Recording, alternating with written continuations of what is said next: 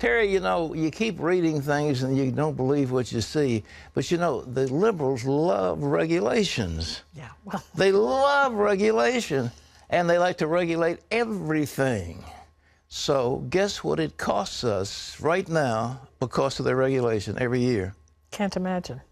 Give it a guess. Oh, I don't know. I mean, $2 billion? $1 trillion a year regulation cost. And they keep on spending money, and this one, we're going to have a news about some of these other things, but they're spending $2 million. They're giving it to the National Science Foundation, what? To teach robots to select clothing for children. That's a big need in the world today. Yes, I want a robot picking my clothes. All right. Well, President Sherry Wade, our wardrobe person, is over there going, yay! Yes. Sherry, we'll work you out of a job. We can't do that. Well, President Obama is doubling down on climate change, saying the United States and the world have to act now to prevent a global disaster that will take place a couple hundred years from now. But critics say the president's policies to fight global warming are actually proving disastrous for business and for jobs. The president's wrapping up his visit to Paris for the big international summit on climate change, but he's not likely to get support from either Congress or the American people. Gary Lane has the story. Taking time away from the climate change summit, President Obama placed a single rose at a memorial honoring the 130 people killed in the November 13th Paris terrorist attacks. The president discussed defeating ISIS with world leaders in Paris, but fighting climate change topped the agenda. And the president called stopping global warming a powerful way to fight terrorism. Nothing will deter us from building the future we want for our children. What greater rejection of those who would tear down our world than marshaling our best efforts to save it. But critics say President Obama's efforts to save the world from climate change may actually destroy parts of the U.S. economy, particularly the coal-producing industry. And excessive federal regulations are already causing hurt and hardship for many Americans. Tighter rules on greenhouse gas emissions have increased unemployment and poverty in coal-producing states like West Virginia. Writing in the Wall Street Journal, one expert points out, in the past 3 years, 27 coal mining companies in Central Appalachia have filed for bankruptcy. And since 2009, 332 coal mines have shut down in West Virginia, costing close to 10,000 jobs. West Virginia's unemployment rate now stands at nearly 7%, about 2% higher than the national average. Environmental Protection Agency limits on power plant carbon dioxide emissions and other federal regulations have caused electric companies to close coal-fired plants. 1/3 of all plants nationwide are expected to shut down within the next 7 years.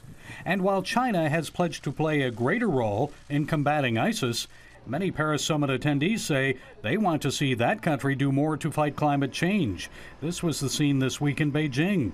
But President Obama says China isn't alone as a top world polluter. The United States of America not only recognizes our role in creating this problem, we embrace our responsibility to do something about it. The president wants the United States and other Western countries to give billions of dollars to developing countries to combat climate change. But polls show Americans are more concerned about terrorism, jobs, and the U.S. economy. And with an election year fast approaching, those issues and not climate change will likely top the agenda in Congress. Gary Lane, CBN News. Well, the president wants even more regulations. Remember, I told you they were costing $2 trillion already, but he wants more regulations to fight climate change. But a new report shows just how expensive the government's regulations already are. Here's Wendy Griffith. Thanks, Pat. A new report from Oklahoma Republican Senator James Lankford shows that those regulations are costing us $2 trillion every year. And the senator also showed yet again some of the amazing ways Washington spends your tax dollars. Paul Strand brings us that story from Capitol Hill. Senator James Lankford has had it with government's out-of-control spending and regulating. Federal government doesn't ask how much do we have. The federal government asks, what do we want to do? And they just put it into practice. It hurts bad enough the government taxes away almost every dollar you make through April every year, but there's also the hidden cost of almost $15,000 a year each American household pays to cover the annual $2 trillion cost of federal regulation. It hurts even worse when you find out some of the stuff your money is paying for, like $2.6 million on a weight loss program for overweight truck drivers. The Pentagon spent $250 million in a program aimed at training and arming some 5,400 Syrian rebels to fight ISIS. But after about a year, only 60 rebels had been trained. That works out to $4 million a rebel. The Oklahoma senator calls these federal fumbles, and in a new report outlines 100 such cases, like this one that really bugs him. The National Park Service did a study on what do bugs do when you turn on a light in a dark rural place. Every person in rural Oklahoma can tell you what bugs do when you turn on a light in a dark place. 43 million tax dollars went to build a gas station in Afghanistan to sell compressed natural gas. A comparable station elsewhere cost just $500,000. To make it worse, there's no delivery system in Afghanistan for compressed natural gas, and Afghans couldn't afford it anyway since it costs more to convert a car to compressed natural gas than most Afghans make in a year. The same Pentagon is offering a $283,000 grant to track the daily activities of tiny woodland birds called gnatcatchers. Langford insists there's no more time for such waste with the monstrous debt America already has. He points out if the budget goes into surplus a decade from now as projected, and every surplus penny went to paying down the debt, we would have to continue to do it every year for the next 460 years. With the country closing in on $19 trillion in debt, you think there'd be the highest priority on spending only what's necessary and regulating only what's essential. But as Senator Langford's new report shows, government waste just keeps piling up higher and higher. Paul Strand, CBN News, Capitol Hill. Thanks, Paul. Pat, I kind of like that bug study. I like the bug. You know, what do bugs do when you turn on lights? Well, I want the government to tell me about that. If you've ever been out in a campsite, turn the lights on and the bugs will show you. You don't have to ask the federal government to tell me what happens with a bug light. And I also, at a barn, I have a bug zapper, so when they come around to that light, they get zapped. It's a pity we can't zap some of those politicians. Wendy? All right, Pat. Republican presidential candidate Marco Rubio has been talking about his faith as he met with evangelical Christians in Iowa recently. At a meeting with Iowa pastors, the Florida senator was asked about his relationship with Jesus Christ. Our CBN News crew was the only media in the room as he gave his in-depth answer. As far as my relationship with Jesus Christ, the best way I've been able to describe it to people that are not believers is God became a man, came down to earth, and died for our sins. He provided the ultimate sacrifice, because up to that point we lived under the law. And the law meant that we had to sacrifice an unblemished lamb to cover our sins, not erase them. God was the ultimate sacrifice. It was his own son. In essence, he was willing to do what he didn't ask Abraham to do, almost asked Abraham to do, but at the last second spared Abraham that pain. God was willing to sacrifice his own son. And just imagine how painful that was. And he became a man. And the reason why he had to become a man was not just the element of becoming a man and dying for our sins as the ultimate paschal lamb, that as a result didn't cover our sins but completely erased them, but also because he's a God that understands us. He has felt everything we've ever felt. He has wept. He wept in pain because a friend that he loved died. He felt compassion for people. He probably had the flu or the cold.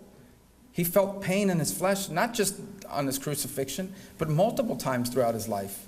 He was a human being in every way, and yet he was free of sin. So there is nothing that we're going to be asked to do in our life that he didn't do himself. And you can see the full video on the Brody File on CBNnews.com. And we'll have David's exclusive report on Rubio's trip to Iowa and his meetings with the Christians there on tomorrow's 700 Club. Well, a big step forward for China's economic standing in the world as the Chinese currency, the yuan, will join the International Monetary Fund's basket of reserve currencies. The IMF says the Chinese currency meets all the criteria and will join the prestigious list next October. That list already includes the dollar, the British pound, the euro, and the Japanese yen. The reserve currencies are used by the IMF in its transactions with central banks. China is now the second largest economy in the world after the United States. Pat? Wendy, that was a big deal, and I think the yuan is going to take about 14% of a basket of currencies that will be used. They'll have so-called SDR, special drawing rights, and so if a bank wants to have a reserve currency, it can be gold, or it could be, used to be dollars, and now it can be several types of currency, and the Chinese currency is one of them. Terry, you did buy some Chinese stocks in the last few days, didn't you? No, I have not. Why not? You had to. You know I did. In anticipation of this. She didn't call. Well, I thought you'd be on top of the story. But what does this mean to the dollar? Well, it means that if they keep hammering it, they want to get the dollar. They want to knock us off our perch, so to speak. And this is step one. But then the question is, you know, we have a special relationship with the Saudis and the Emirates and the people in the Gulf that they only take dollars for oil. Now, if they begin to take Chinese renminbi or yuan, they take that along with dollars. The next thing, you know, the Chinese can, you know, just write them a check for their oil, and they won't have to, you know, buy the dollars from us. It means the dollar will start going down, and it means the Chinese stocks and the Chinese value will go up, and it's going to, they want to take our place as the leader. And this is the first step in it. It's a big, big deal. Yeah. Well, okay. We're in a bind financially, so we can't. You can still get in if you want to. Well, thank you for that. I'll keep that in mind in my office today. All right, Wendy, what's next? You got to call us, Pat.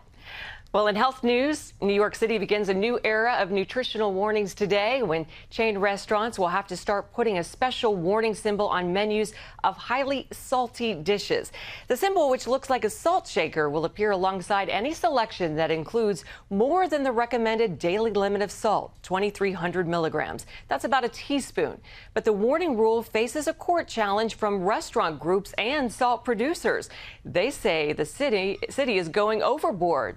And Pat, it's hard to believe just one item on a menu could have more than a teaspoon of salt in it, but maybe chili or something like that. Well, it'll blast your blood pressure. That's the problem. And blood pressure can lead to stroke, and it can lead to diabetes, and can lead to all kinds of bad things.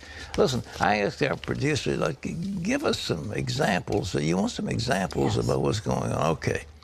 The TG Friday in New York has got a cheddar and bacon burger.